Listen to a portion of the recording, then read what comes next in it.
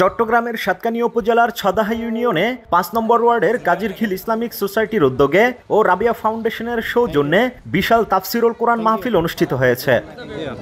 উক্ত তাফসিরুল কোরআন মাহফিলের বিশেষ আকর্ষণ হিসেবে কেরানীহাট এলাইট হাসপাতালের সৌজন্যে গরিব অসহায় মানুষের জন্য ফ্রি মেডিকেল ক্যাম্প অনুষ্ঠিত হয়। উক্ত মেডিকেল ক্যাম্পে ফ্রি রক্তের গ্রুপ নির্ণয় করেন চট্টগ্রাম নগরীর রিয়াজউদ্দিন বাজার ব্লাড ডোনার্স ক্লাব।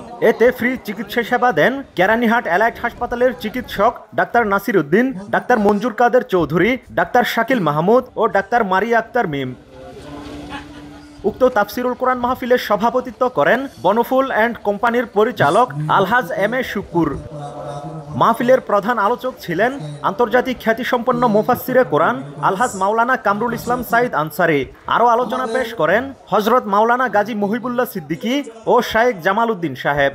উক্ত মাহফিলে সম্মানিত মেহমান হিসেবে চট্টগ্রাম দক্ষিণ জেলা জামায়াতে ইসলামীর আমির অ্যাডভোকেট আনোয়ারুল আলম চৌধুরী ও সাতকানিয়া উপজেলা জামায়াতে ইসলামীর আমির মাওলানা কামাল উদ্দিন, রাবিয়া ট্রেডিং ও RS গ্রুপের চেয়ারম্যান বিশিষ্ট সমাজসেবক আব্দুল মোমেন রিমন বক্তব্য রাখেন।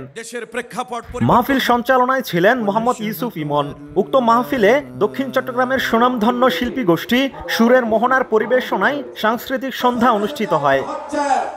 উক্ত মাহফিলের সার্বিক সহযোগিতায় ছিলেন প্রবাসী আবুল হোসেন, জাহাঙ্গীর আলম এনাম ও শাহাদাত হোসেন। এছাড়াও কাজিরখিল ইসলামিক সোসাইটির সকল সদস্য ও এলাকাবাসীর সার্বিক সহযোগিতায় কাজিরখিল ইসলামিক সোসাইটির প্রথম তাফসিরুল কোরআন মাহফিল সফলভাবে সম্পন্ন হয়। নিবেদিত হয়েছে।